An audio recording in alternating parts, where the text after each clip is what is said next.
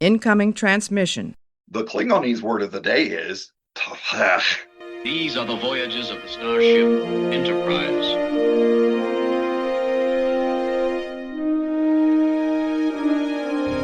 So, this is a huge victory for the good guys.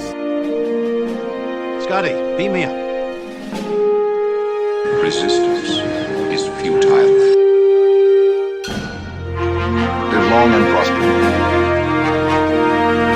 To boldly go where no man has gone before.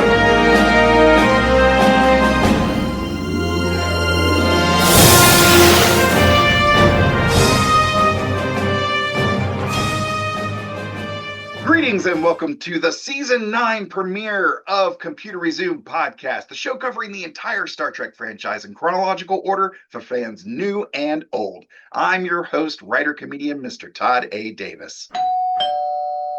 She is one half of the Where's Beverly podcast, our Star Trek sister from another mister, and how we've missed her. It's Sophia! Yay! Sophia, hi! Oh, hello there. Hello. How have you been?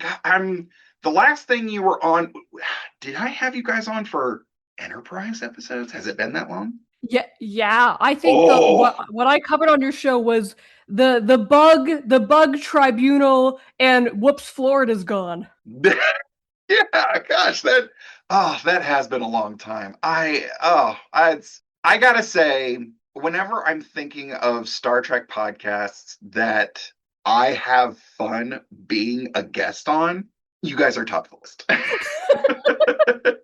It's such we're talking Star Trek, which is fun in and of itself, but you guys bring such a lighthearted chaos energy, but sort of a stream of consciousness to the discussion that's just it's just wonderful. For those who may have forgotten or are not familiar, give us a brief rundown. What is Where's Beverly podcast? I think that we're gonna use that like in our ad copy now of just like chaos and stream of consciousness. That's pretty much what it is. We used to be, so we've covered, I believe, all of Picard. Most of Strange New Worlds. We have covered some of Lower Decks as well.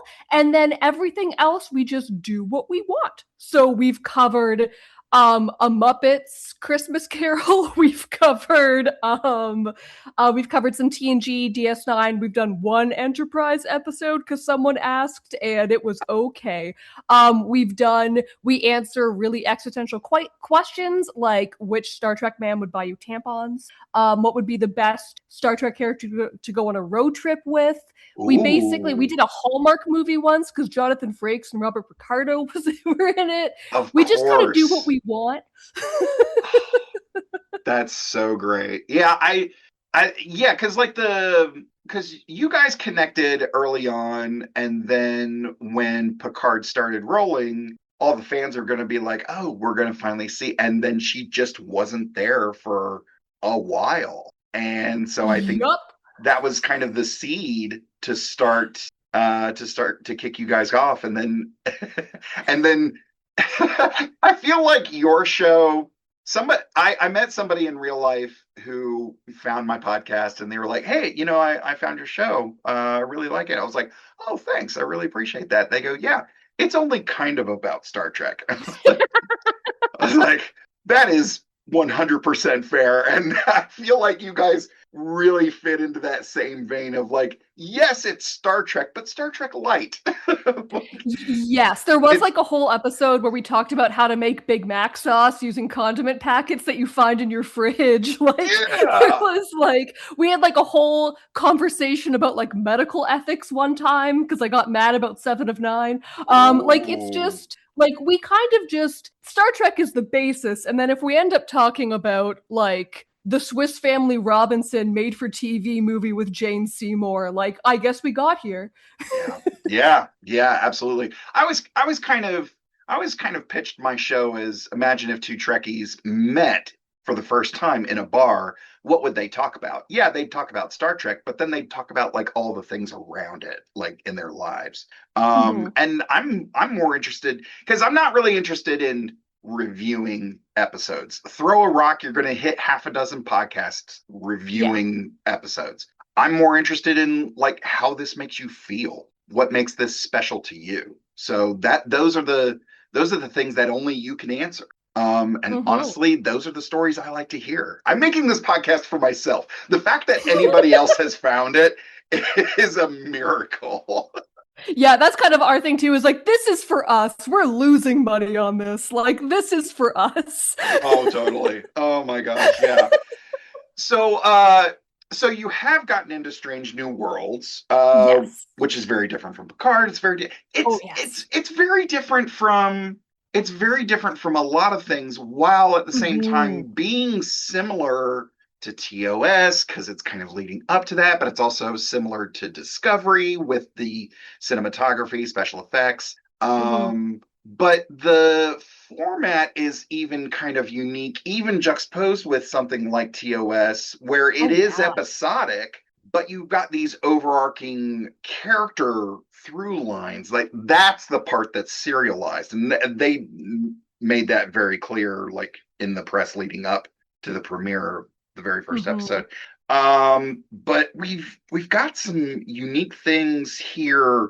End of season 3, end of season 2, beginning of season 3 with Hegemony, in that not only in front of but behind the camera as well. So do you recall your initial I normally ask people what their initial thoughts were watching this. It's really tough to do that because it was such a long gap between these episodes. It was almost 2 years. In fact, it was it was a month shy of 2 years. Oh, I didn't know that. Yeah, because, and I believe that was due to the writers' strike and the actors' strike.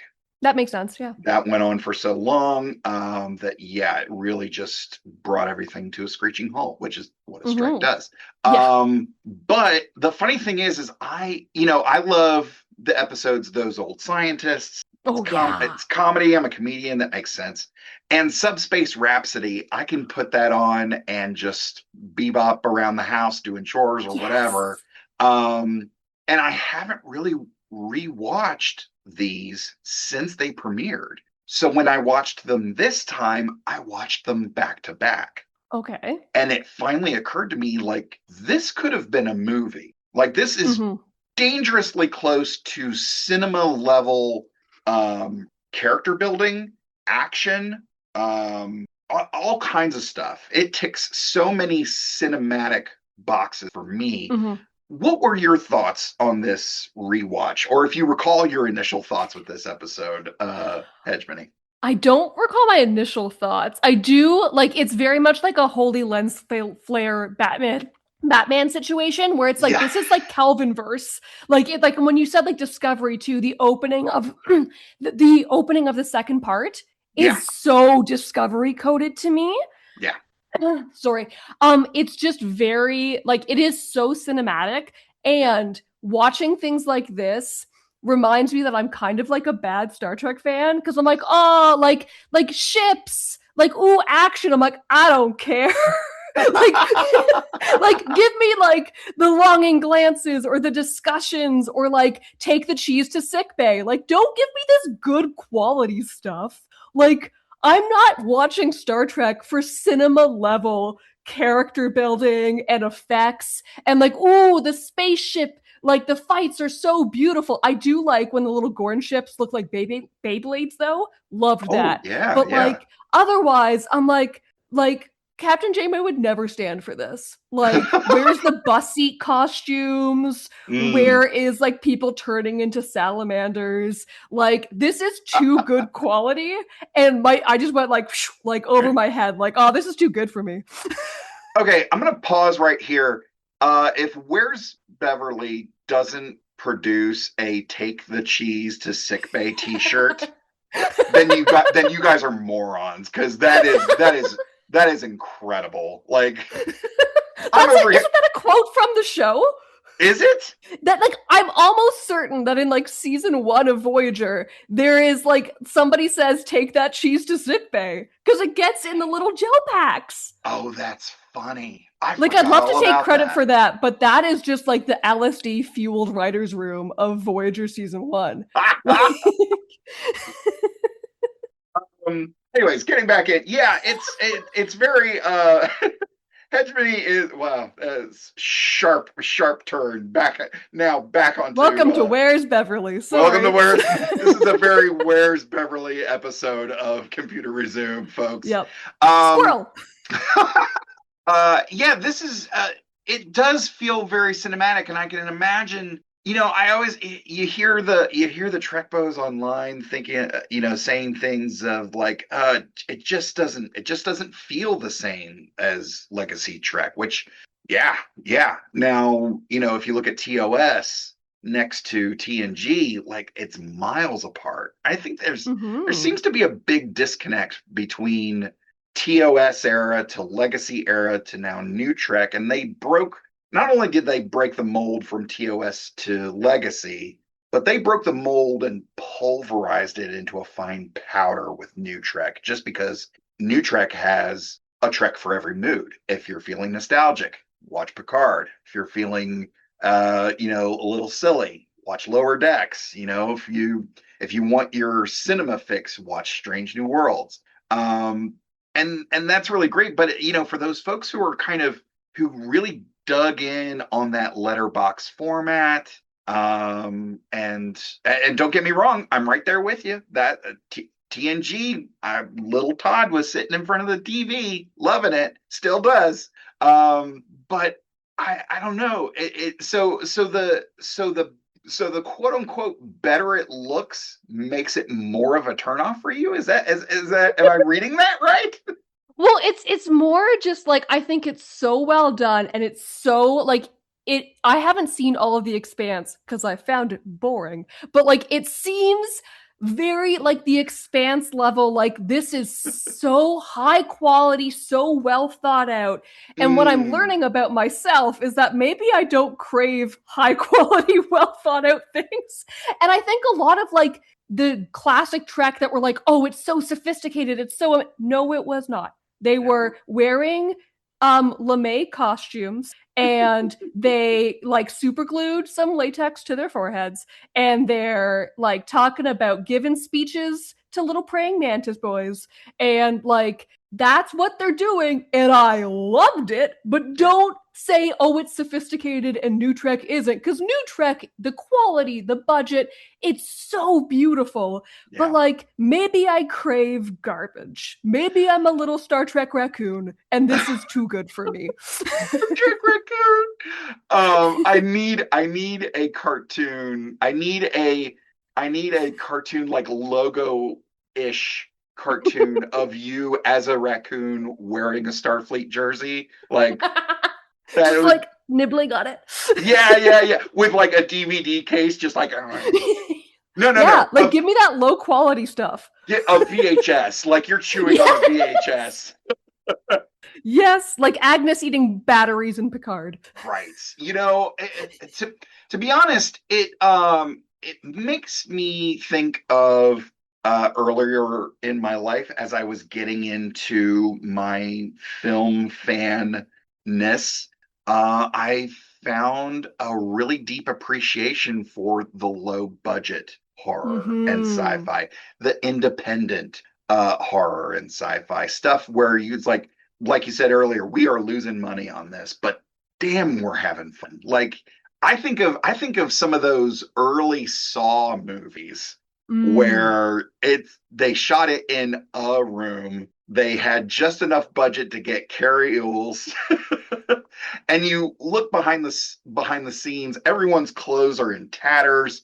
They've got makeup smeared everywhere, covered in blood, but they have a huge smile on their face. And there is something about that. You look at behind the scenes photos of TOS, TNG, and yeah, they're wearing these spandex or a step above a sweatshirt type uniform, but with the biggest smiles on their faces. And you lose a little bit of that when you infuse your project with Paramount level budget.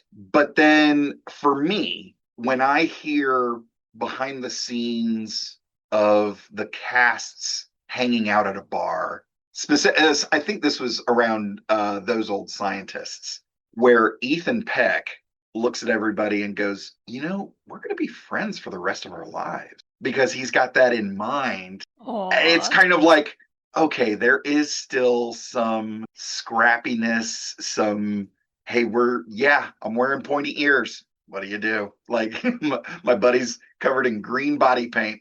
This is our life. Like, I think it's those moments that remind me of, like, okay, yeah, there's big production, but at the end of the day, it's a little space show shot in a basement in Canada. Yet shot very close to me, to the point where, is it Tomorrow and Tomorrow and Tomorrow? That's the one where, like, it's set in modern day Toronto. Yeah.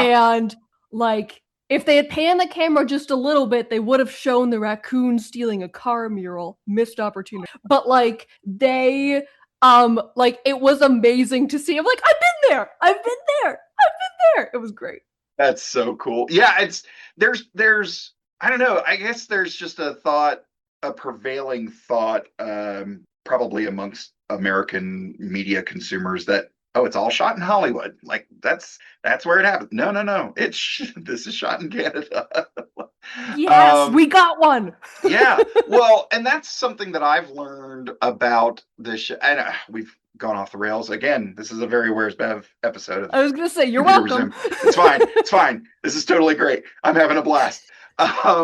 There's this vibe of and I'm gonna be honest, the way you pronounced Tomorrow and Tomorrow and Tomorrow just warmed my heart. I was just like, oh no, listen to her little maple syrup voice saying tomorrow and tomorrow. Aww. Yup.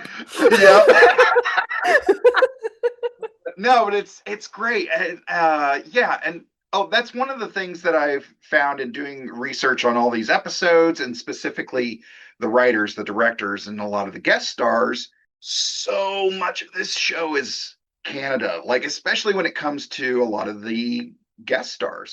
Tons of folks from Canada. Mm-hmm.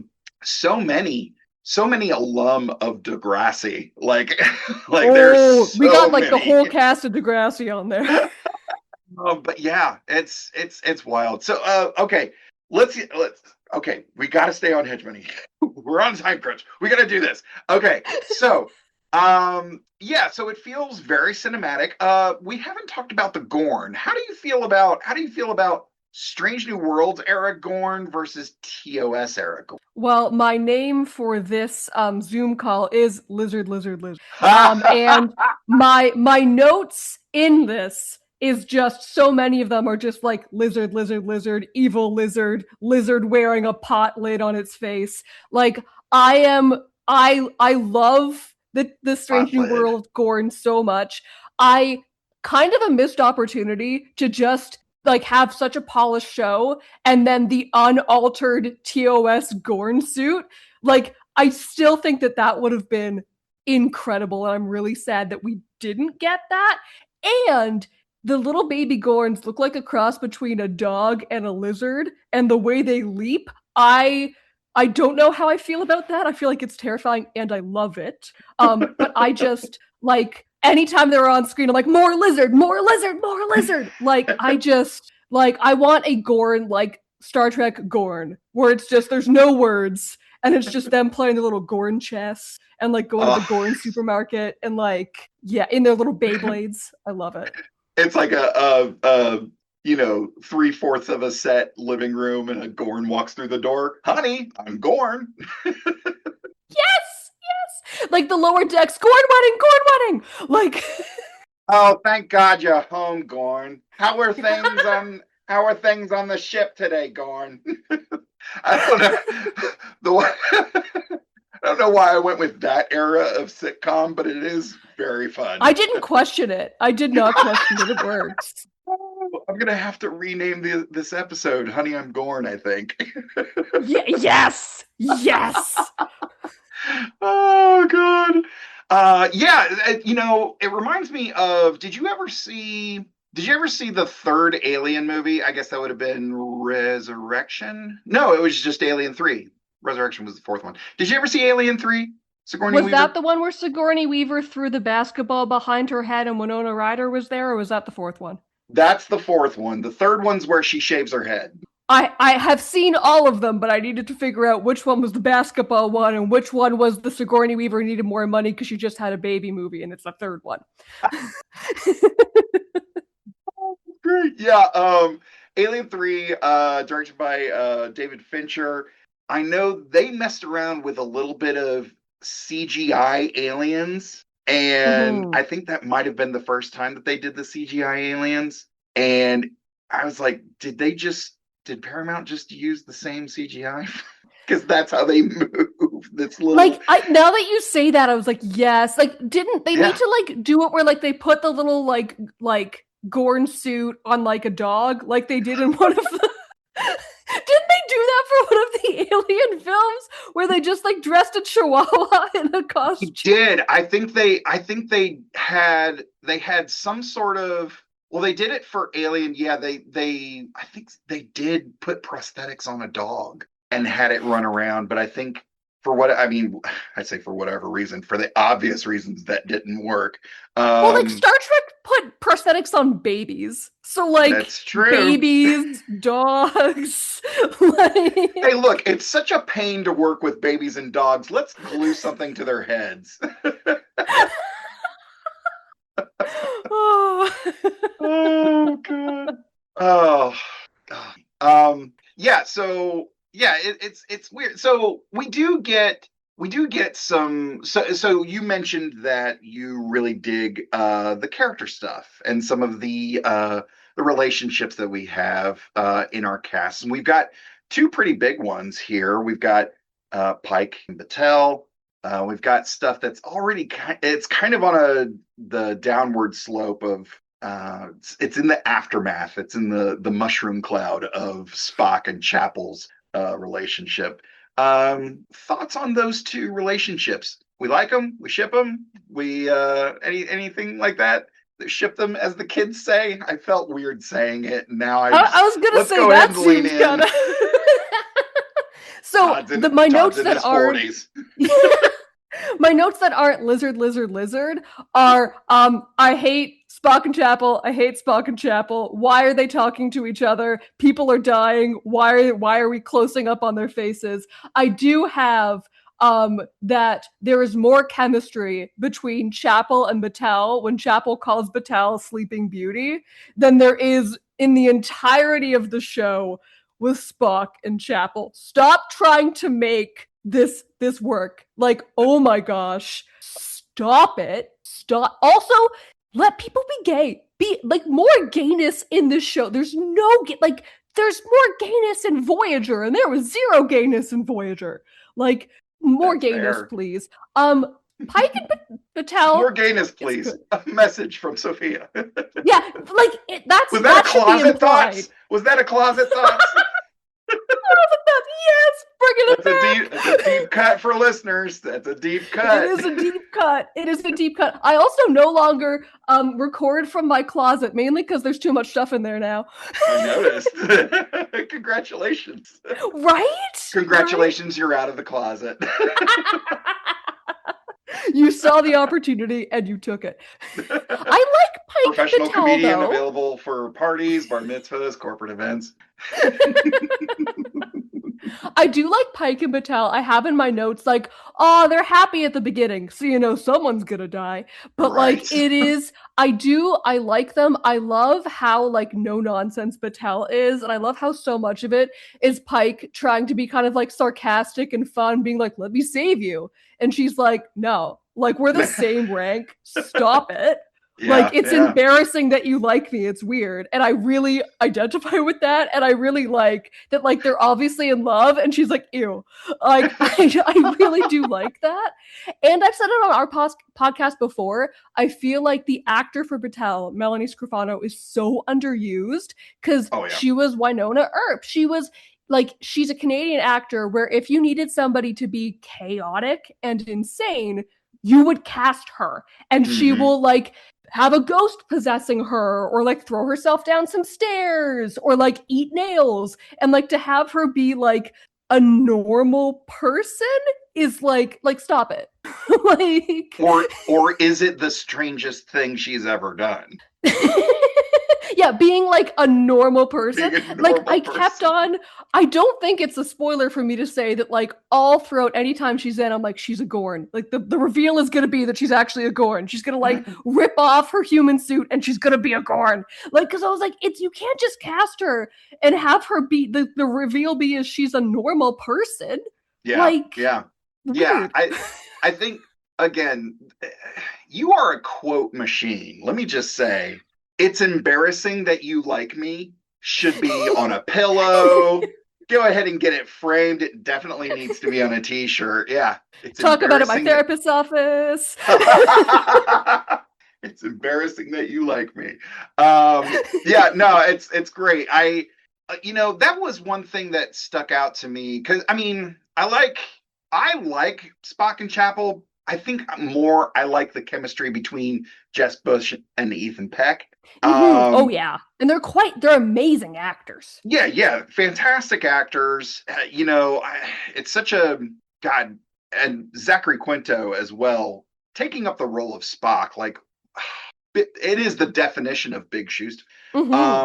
But Jess Bush, no slouch either. She's steadily knocking it out of she has one of my favorite comedic turns in all of Strange New Worlds. And I'm desperate to ask her if it was in the script, if it was a directing decision, or if it was an acting decision or a cinematography decision, because in that episode, The Elysian Kingdom, Yes. she leans into frame and just goes, "What is her dopamine levels?"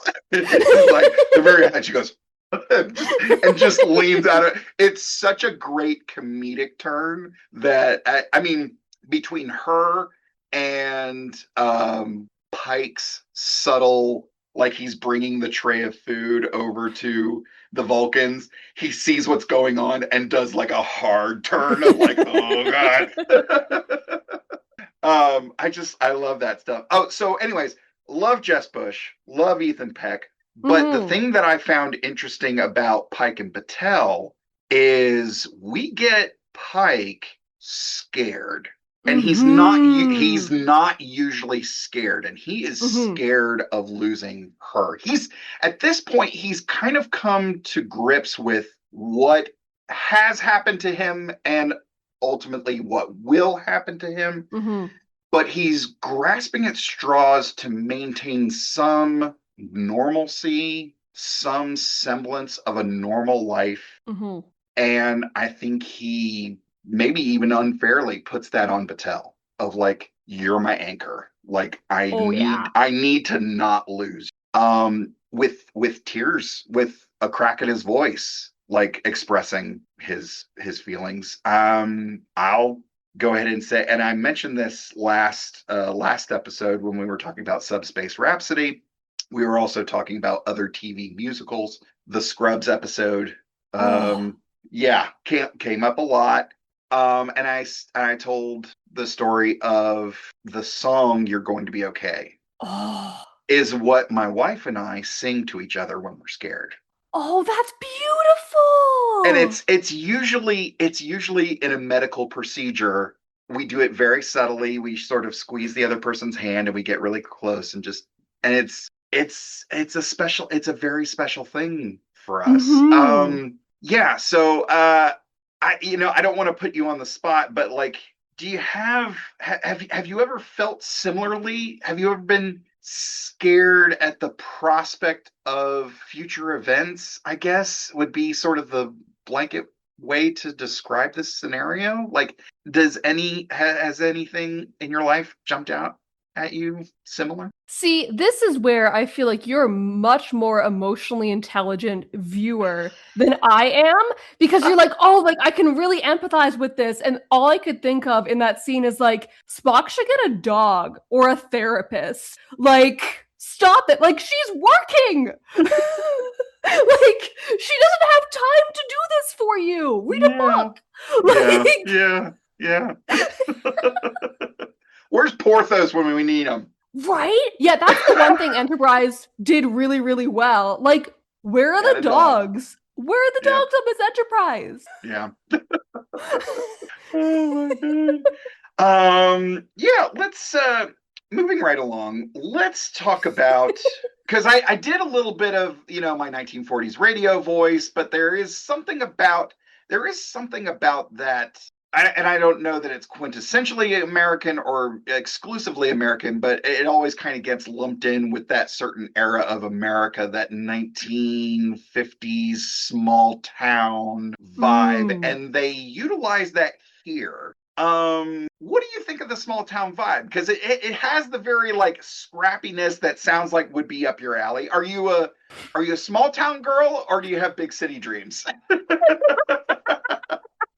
Well, so much when I was looking at this, I was trying to figure out if it was a set or, which I think it was, but there's a town in like close to Toronto that is used. We have a really, really long running program here, TV show. I want to say it's the longest TV show in Canadian history, called Murdoch Mysteries. That Okay. is bad. It's about a man solving crimes in the late 1800s, early 1900s. It took them about 10 years to figure out that they could cast both women and people of color in this show.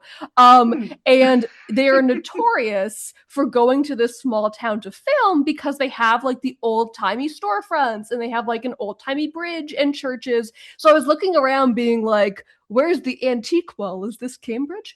And it seemed like, oh, we're in this city, like plot Derviserton. Like it just seemed so obvious that like like they wanted to have like the boarded up vibes and like the LCD TV circa 2022 on the wall that says like shelter in place. Um Yeah, so yeah. like it just seemed like, you wrote yourself into a little corner and the solution was small town.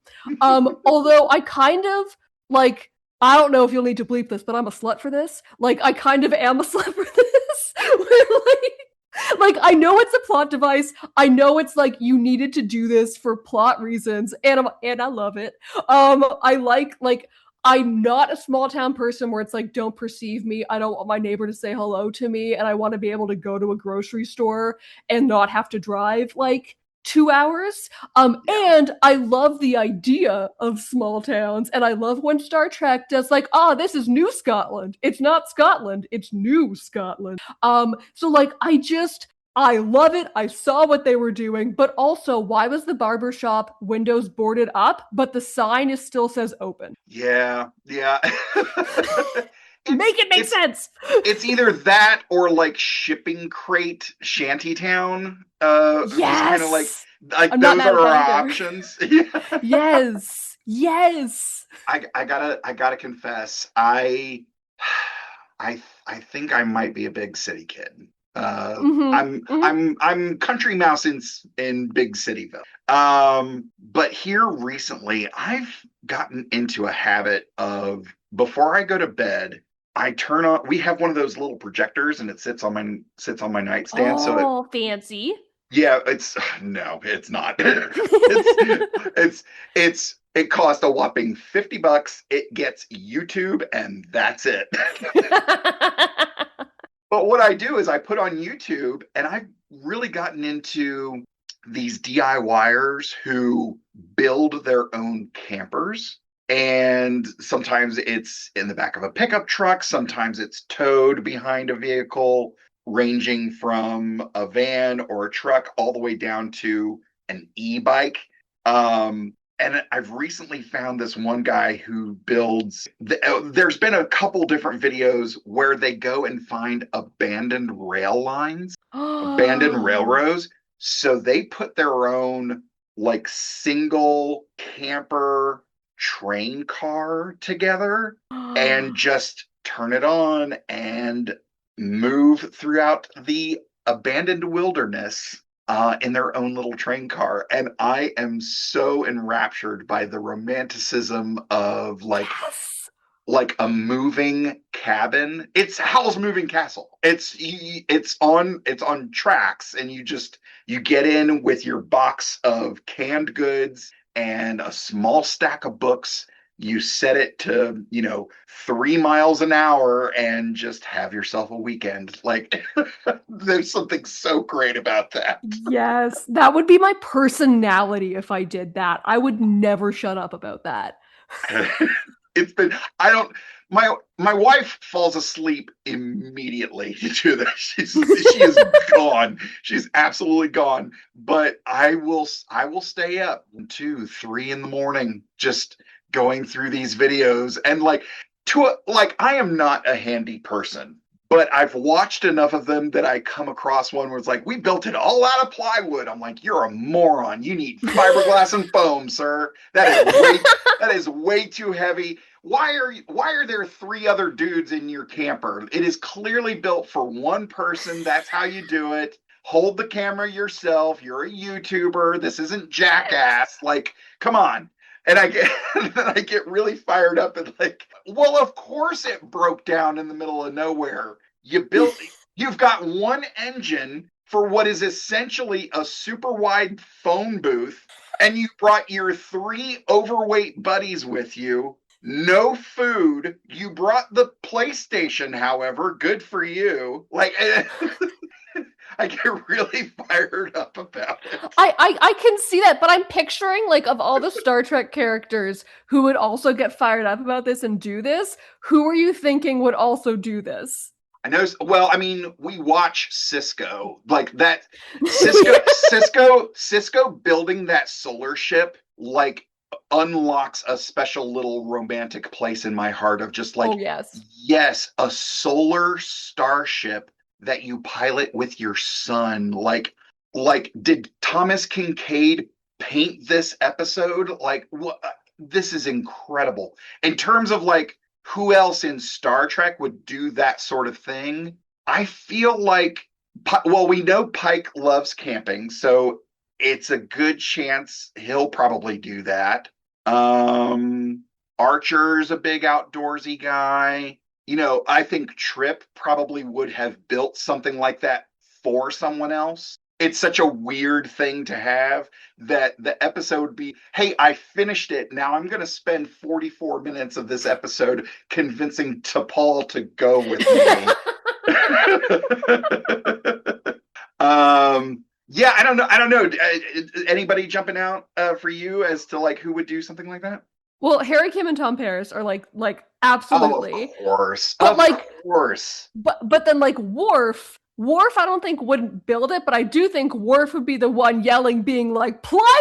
Like, what are you doing? And then just like not like they're like, oh, you build it. It's like, I don't know. Like, I just feel like he would get so like intense about it and be like, I've never built one before. I just like passionate Worf is my favorite Worf. I love Worf.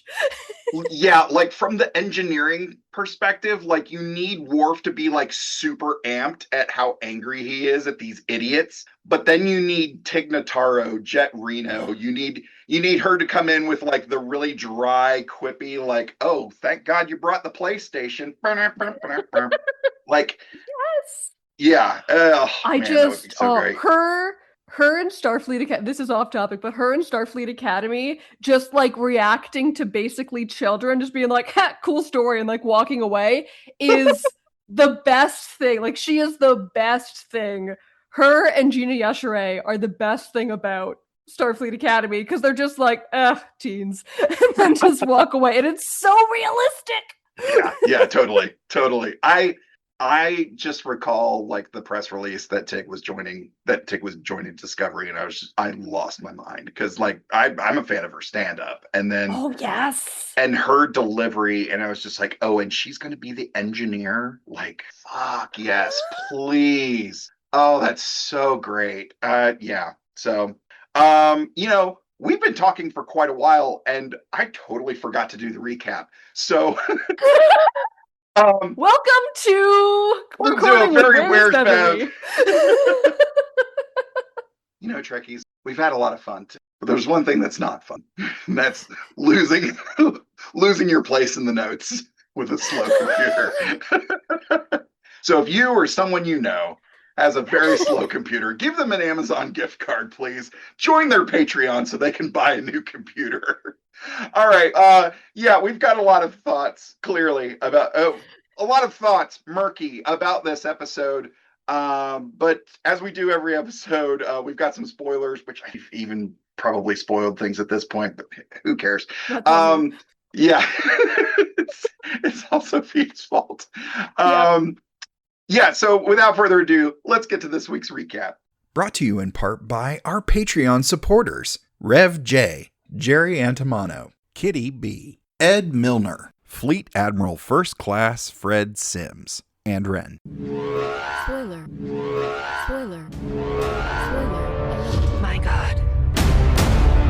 To any Federation vessels in range, need help. Under attack by the Gorn. We don't know what we're walking into down there. I don't plan on leaving them behind. You were born for this, Erica. It is possible someone could have survived.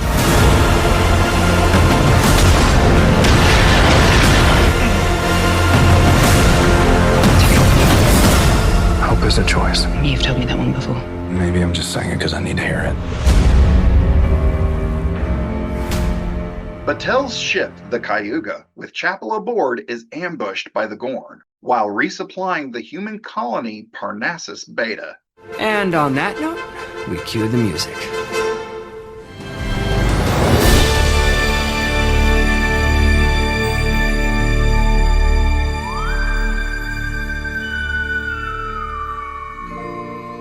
Enterprise arrives to find the wreckage of the Cayuga and a Gorn device jamming communications and transporters.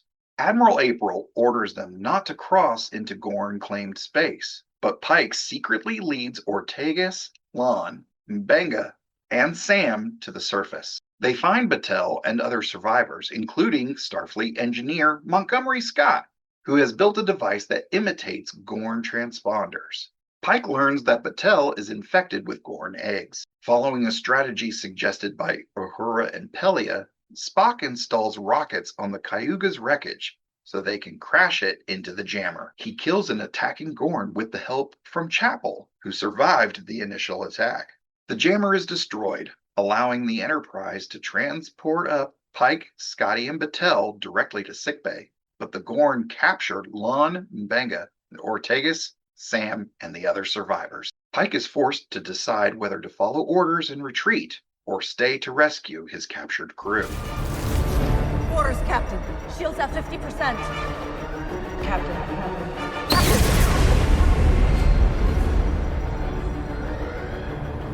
Orders, Captain. Uhura, repeat April's last order. Retreat and rendezvous with the fleet, sir. He gave coordinates. But he didn't say immediately. All right, who's got ideas? Diversionary tactics. We're 2 boxed in. Vent the nacelles. Create a cloud. We need to be able to see. Jam their comms so they can't coordinate attacks. That's it.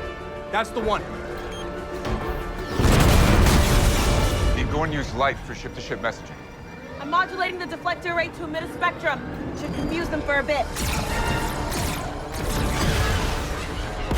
All right, now how do we beam our people back to Enterprise? Scans indicate the Gorn ships are transport resistant. Even if we get past the shields, we need authorization codes. No time to hack codes. Retreat and rescue. It's the best of a bunch of bad options. Enterprise plants a tracker on a Gorn ship that captured the away team and the colonists. Sneaky, sneaky, sir. Using Scotty's Gorn transponder device to go undetected, they find an uncharted binary star system which hides the Gorn homeworld and a large invasion force.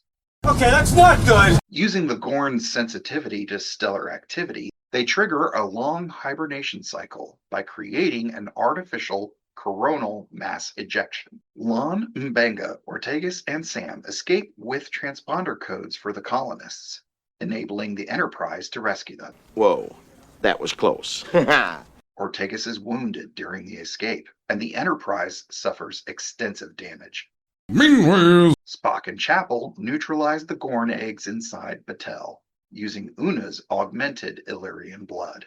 Hey, this is Todd Stashwick. I play Captain Liam Shaw of the starship Titan. But if you ask me, if I want to listen to the Computer Resume podcast? I say yes. Okay, now let's get back into our unhinged discussion of everything sort of related to Star Trek. Let's see. Any other big notes for you with this episode? Plot wise, character wise, production wise, anything else jump out for you? I have very important notes. My first one is the Gorn ship, the big one, not the Beyblades, look like bougie hostile architecture benches. Okay, yeah. Yeah. And then the Gorn sending like a screenshot to basically the government of the galaxy being like dibs is my favorite thing ever. Dibs. That's so great. Like that's basically they're like, we drew a line, everything past this line is ours.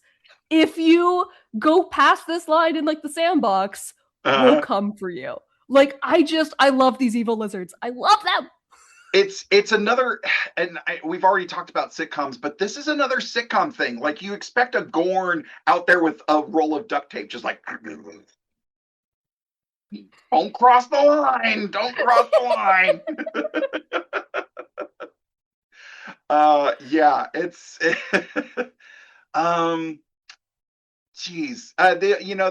The only other thing I've got, and then we'll move into the stats. I do love the interaction between Pike and Admiral April. I really do love those actors, but it also is kind of nice to see in a high stress working environment someone be like, look, I've got boots on the ground here. Like, this is what we know needs to happen. You can either give me the go ahead or I'm just going to do it.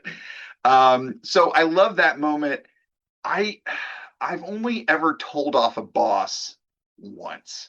Have you ever sealed your fate telling off your boss? Or anything like that? I once got told by a manager a couple years ago, well, you're very opinionated, so can you be on the hiring committee? And in that moment, I was like, oh no, because I have like gone to his office before being like, do better. And then that has that got me on a hiring committee where I suggested that we hire nobody, and then they said, thank you for your time, and I was not invited back to the hiring committee. And I was not invited back. You asked for my opinions, I gave them, and then you said, no, thank you. That's on you. Yeah, I think most of my good, bad interactions were probably working at the jail. Yeah. Where it was a very, I worked third shift, midnight to 8 a.m. at a county jail. Like I worked with a lot of really weird people, and then there were the inmates. Like, yep.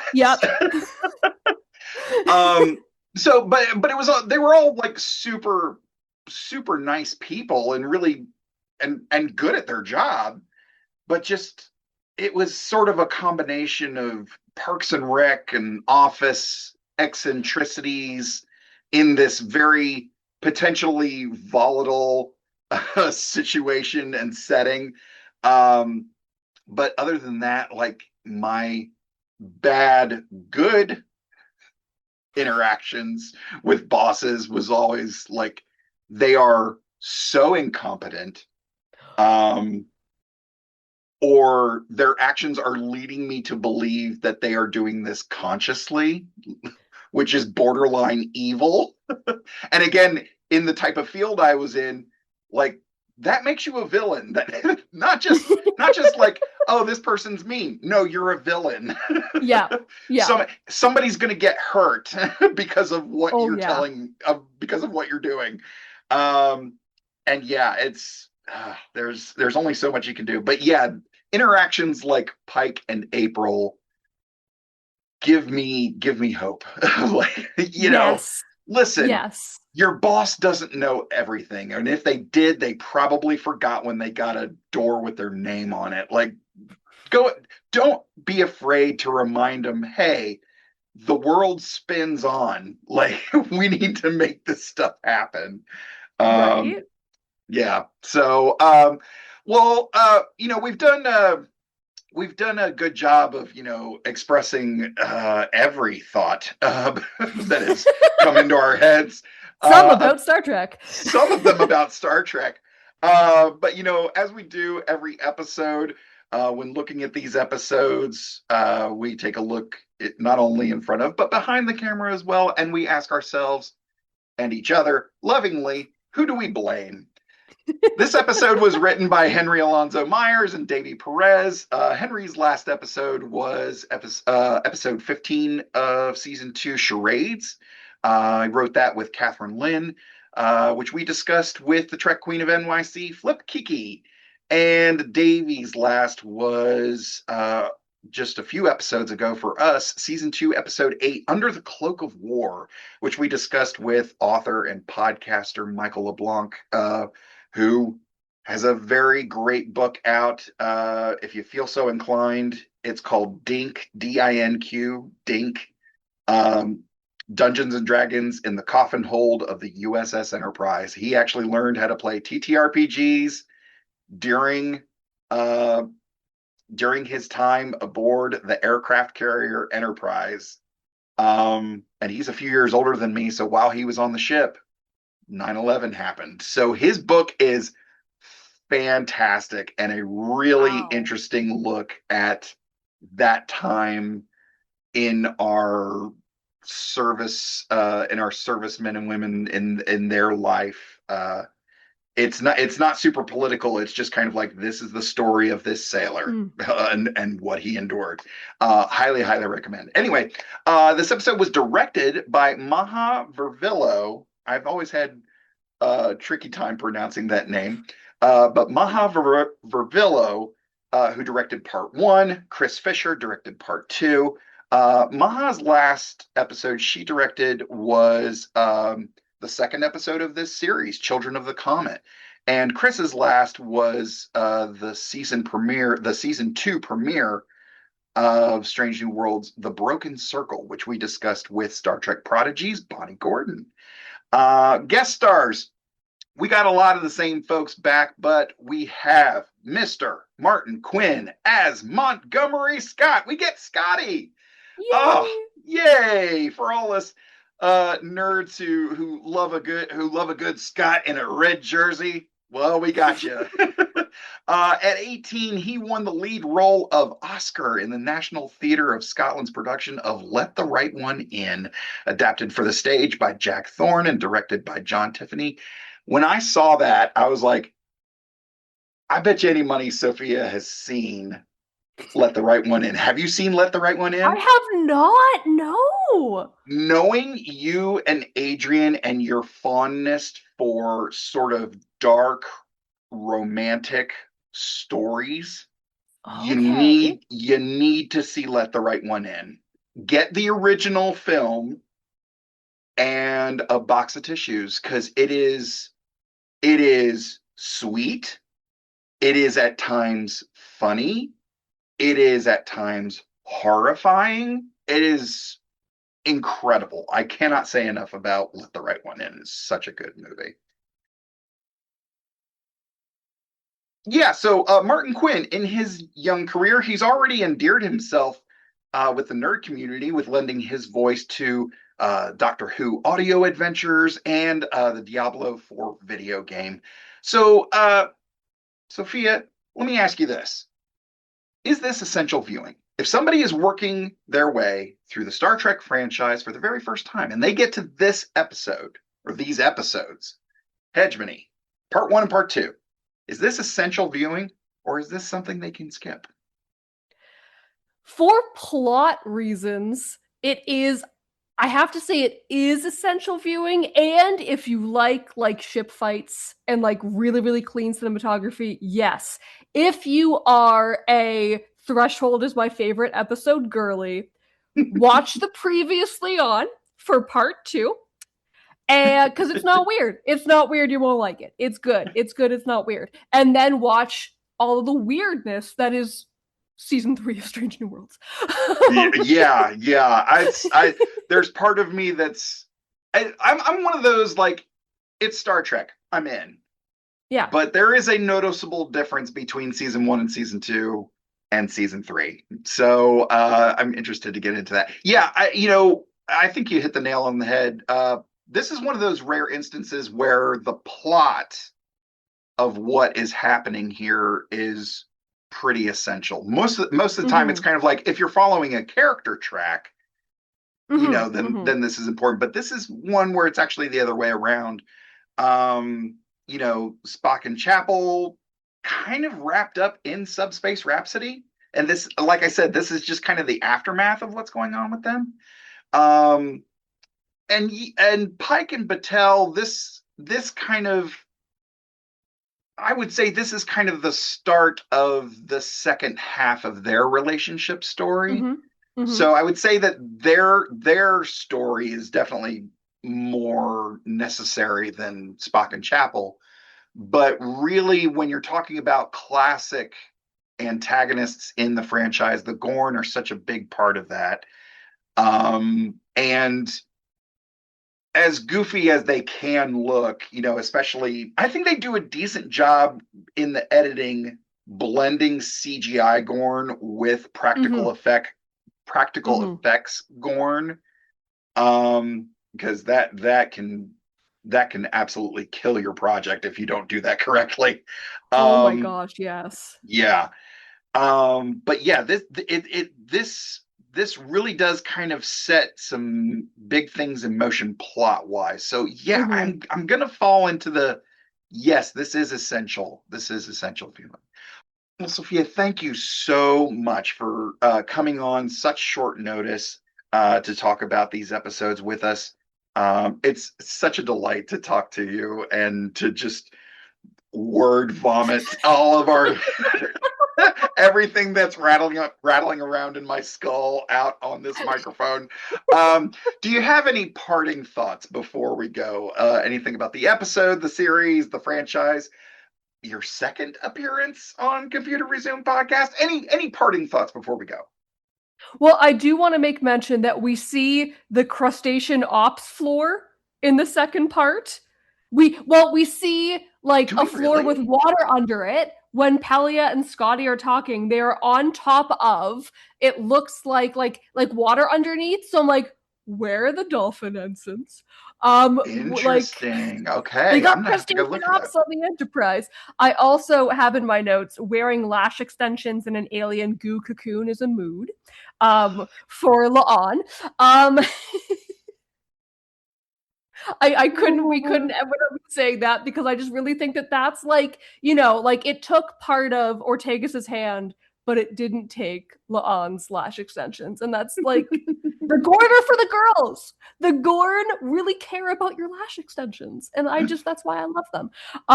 It was a blast. Thank you for tolerating me. I appreciate that. It is always amazing to be a guest on this podcast. We love having you on our podcast. I think the best review we ever got might have been Trek Masters, from Davey from Trek Masters, where he said, I listened to your episode with Todd on 1.5 speed and I felt like I was dying. That was my favorite review ever.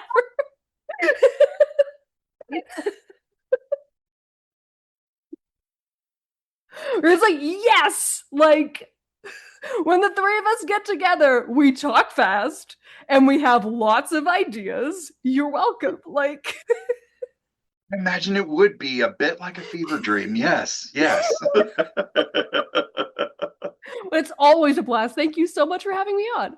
Sophia, tell us where people can find all the things that you're involved in on the internet and come check you out, support what you got going on.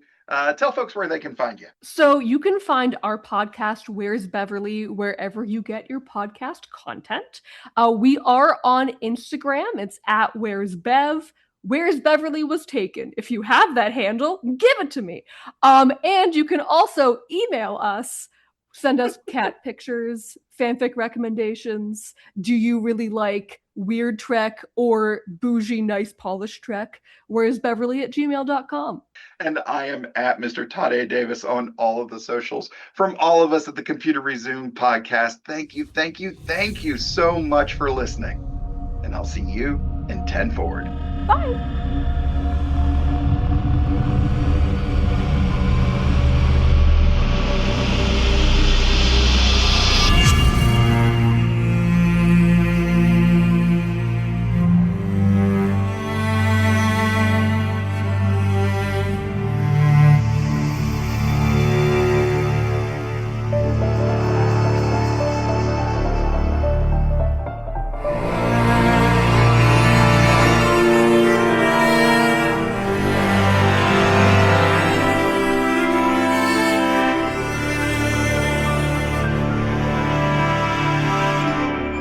Support us on Patreon and like, rate, review, and share on all your favorite platforms. Feel free to send us your subspace transmissions to computerresumepodcast@gmail.com or at Computer Resume on Facebook, Twitter, Instagram, and TikTok. The Computer Resume podcast was created and produced by Mr. Todd A. Davis. Our logo was designed by Will Martin and Justin Bishop. The opening theme was produced by Justin Bishop, and our outro music was provided with permission by Dronode. Additional music was provided by Mr. Todd A. Davis and Gary Horn, and the voice of Computer Resume podcast and executive producer, me, Kat Davis. # LLAP. We'll see you next time. Going through a Star Trek. We're doing Star Trek stuff in space. We probably got some phasers and shuttle pods, and we're gonna find a brand new race. How's that for a slice of fried gold?